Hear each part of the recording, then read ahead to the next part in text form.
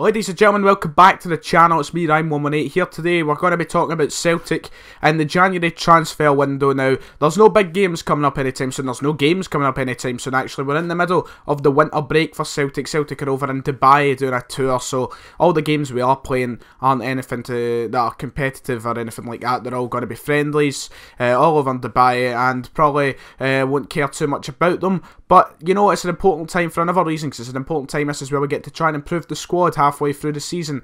Any improvements done, that's the argument. I don't think there's any improvements that we actually need to take into consideration. Everyone's doing their bit, but Celtic are obviously going to get business done. Rodgers has a plan. We've got to talk through all of that in this video. Transfers, big time. There's players going in, players going out. Probably more players leaving the club than joining the club, but still it's worth to talk about anyway. Now, in my opinion, the starting 11, we do not need to sign any players, because I think it would be unfair to throw anyone out the team that is doing well just now. Anyone who is in fantastic form, anyone who is playing really, really well, I don't think they deserve to be thrown out the team to bring someone else in, because no one in the team right now is playing bad. No one is playing poorly.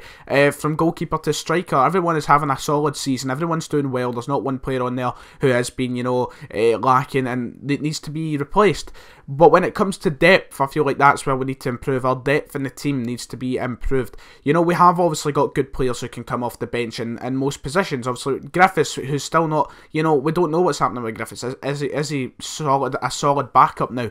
I mean, for this season he has been, but I mean, is he going to get a lot more first team time? You know, we don't know. But Griffiths is on the bench. Obviously, he can come off. We've obviously got the wingers in there. We've got good depth going forward, but I feel like defensively as well we need to improve in depth. Kolo Touré's getting old. You know, we're not going to have him for a long time. I think he's actually only on a year's contract, so we might not even have him at the end of the season. Izagiri we might not have at the end of the season. It's looking likely that he will probably leave. He might leave, and you know, we've just not got a great deal of depth. We've got Owen O'Connell, a youngster in there, but obviously, you know, we need a bit more experience in the back. In my opinion, that's where we need to improve. So we're going to look on a little bit later at who I think should come in to maybe become a future first team player.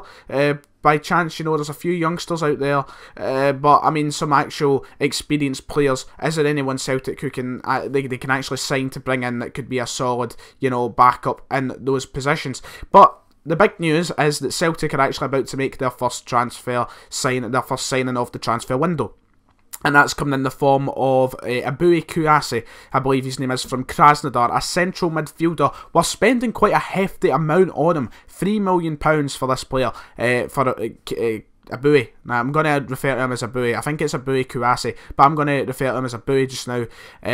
We're spending quite a lot of money for a central midfielder, one of the positions that I didn't think we would actually go to improve in this window. If we were to improve it, I didn't think we'd be spending anywhere near as much. But Abui is coming in here. He's getting his medical today. He's arrived in Glasgow. Sky Sports reporting on that, so that's confirmed. He is in Glasgow right now. Whether that's for contract talks, whether it's for a medical, is a different story. We don't actually know what he's in Glasgow for yet. That's still to be revealed. He's only 19 years old, and he looks to be a solid player. He's playing for Krasnodar over in Russia just now, so a league that isn't, you know, miles better than our league, but a league that isn't probably worse than our league. I don't know where I'd rank it alongside the Scottish Premiership. It's not the best of leagues, it's not the worst of leagues.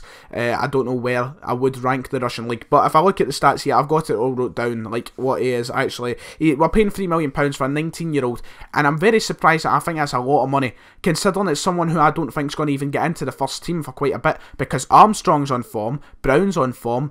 I think the only way he's going to get into the team is through rotation, or if someone gets an injury, because obviously we've got other players who can play at the central mid as well. We've got Neil Baton, we've got Cal McGregor, we've got Liam Henderson. These are all players as well who want a chance in the first team, and we're signing another central midfielder, which must mean surely there's some players leaving throughout the month. There's going to be some players in that position leaving.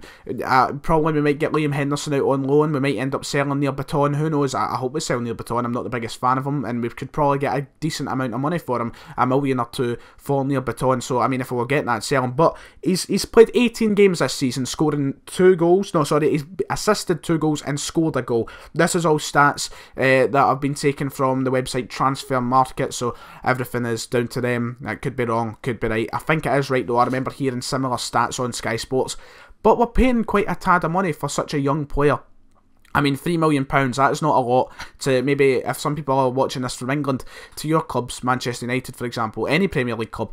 That is not a lot of money, but for Celtic, £3 million, that's half of their transfer record. Their record fee is £6 million for Chris Sutton. So £3 million and a 19-year-old who might not even get into the first team is a big risk. But I can see why we could be signing and why we could be paying quite a lot for him. I'm going to talk about Brendan Rodgers' plan in a moment, because I have been hearing this plan about Brendan Rodgers and what he's got planned for the team.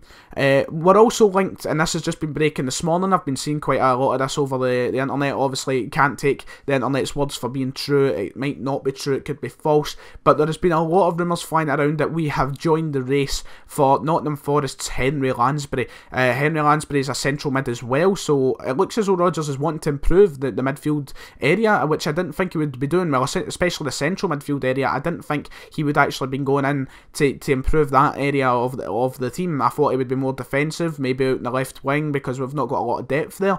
But I'm surprised, and he's went in. Apparently, we're joining the race for him. If I look at my sheet again, Derby and Aston Villa have already bidded £2.5 million for Henry Lansbury, and both of those bids were rejected. So that suggests that Nottingham Forest actually want more money. So once again, we could be paying upwards of £3 million for a Nottingham Forest midfielder, a central midfielder, in a position that I believe we don't really need to improve, considering the season Brown and Armstrong are having. I think could be a waste of money, but Henry Lansbury is a bit more experienced, so I could see why we could be bringing him in. As I said, I think we need more experience, more depth, but is it worth paying £3 million for Henry Lansbury this season? He's played 19 games, scoring 6 goals and getting 3 assists, which is a decent season, and I think he would be decent in the team. I'd probably rather bring him in than a Bowie, but it's just the fact that we'd be paying so much money for a central midfielder. But that's the two main players that we have been linked with so far. Henry Lansbury, not so much. Henry Lansbury, I don't think it's actually been reported on anything like Sky Sports or any newspapers or anything. It's been mostly an internet-based thing, but it's only been talked about on the internet for the past couple of hours or so. So it could be true, and it could come out on news sources, more reputable news sources over the next day or two. But Brendan Rodgers, he has a plan. I've been hearing about this. Brendan Rodgers wants to build the team mostly in January so that they settle, they get more prepared, and they're ready for the Champions League come August, ready for the qualifiers, ready for the group stage, which I think is a great idea. But when it comes to a Bowie, for example, is he really going to settle into the team? Is he really going to get enough time to be ready for that? Are we actually going to play him to get him ready for the Champions League? I like this plan of us improving the team for the Champions League, but at the same time, that's knocking players out of the team who are on form. For example, say we bring in, let me think, a right winger to take over Forrest or Roberts, because obviously Roberts will be leaving at the end of the season, so we're going to have to look for someone over there. But if we brought in a right winger now who is better than Forrest, say we brought in Robert Snodgrass, for example, he's a better player than James Forrest. If we were to bring in Snodgrass now to get him ready for the Champions League and get him into the team, I don't think James Forrest deserves to get pushed out the team. So is the plan that Rodgers, this plan apparently that he has of building the team now a smart idea? I think it is, in that sense that, we're going to have players who are settled and they've got a bigger team chemistry and are ready for the challenge, and they've got time to fit into the team. But at the same time, it's knocking players out, and players like Abu who are coming in who are not getting the chance to actually settle into the team because they're not getting games. Is it really going to work that much? We'll see how it goes. We'll see how many players we actually sign. I'm going to do a few of these updates videos when we get linked with more players, when we sign more players, and I'll see how I think of it then. It's very early days to talk about it. We're only on the 4th of January. So, there's a lot of time to go. Now, players moving out. We've talked about players potentially coming in so far at this early stage of the transfer window. Abu and Lansbury going out. There's a clear out on the way, I believe. Rodgers has talked, I keep going to say Roberts. Rodgers has talked about getting rid of a few players. There's surely a lot of players we're going to get rid of off the top of my head. Boyata. Surely a few players will be going out on loan. Henderson, for example. And there's got to be a few players. Mackay Steven, I don't know if he'll leave, but he is up there for contenders to leave the club. And then you've got the likes of Logan Bailey, the goalkeeper, and there's just a lot of players who Ronnie Dyer has signed that just do not get a game. One name coming to mind, Effie Ambrose. Effie Ambrose has not seen any game under Brendan Rodgers in competitive football, I believe. I don't think he's played once. So surely there'll be a lot of players leaving the club, and that's good. I think it's good we're getting a clear out. Now, as we move towards the end, I was going to say who I think we should sign, what I think we should do. I've been saying to my pals and such, I think we just need depth in the defence. I think the defence is a really, I wouldn't say weak area, because in the starting 11, and the four that usually start are good players. But we look over the left-hand side, Tierney is the only really good player we've got there. He's going to be leaving at the end of the season, I believe. I think he's going to leave at the end of the season, although he loves the club. I just don't see Rodgers keeping him around for so long. He wouldn't have had a game this season if it wasn't for Tierney getting injured. Well, he would obviously have had the odd one here and there, but if Tierney did not get injured, Izagiri could have been possibly leaving now, as we currently speak. He could have been leaving in January. Fullbacks especially, I think Gamboa isn't the greatest. Honestly, when we first signed him, I thought, that's a good signing. I thought he was actually going to be a starting right back. We paid quite a bit for him. It was between £1 or £2 million, I think. And he's just, whenever he's played, he's not been, how do you put it? He's not been as great as what you'd imagine. And he's not been a good defensive player. He's been wanting to bomb forward a lot more, and when he's actually defending, he's been really weak. He's been letting people get by him. He's not been good at marking and such.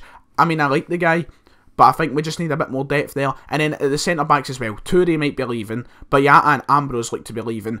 And we need players to come in and, be able to come into the team with that have a good understanding of what the team's going to be about. We need a good couple of players who are going to come in and get along with the team, and who's going to be good to, replace Zinchenko or Simunovic whenever they're tired, whenever they're injured, or whenever they just don't play in general for whatever reason. Because Toure, he's not had game time in a long time now. I mean, how rusty is he going to be when he comes back into playing games, if he ever does get to come back and play in the first team starting a game? He doesn't get subbed on either, so is he going to have any rust to shake off? And apart from that, there's not a great deal of centre-backs who I can think of in the team who are good enough to, cover for Leto if it's coming to the likes of a big game in the Champions League or Rangers or whatever.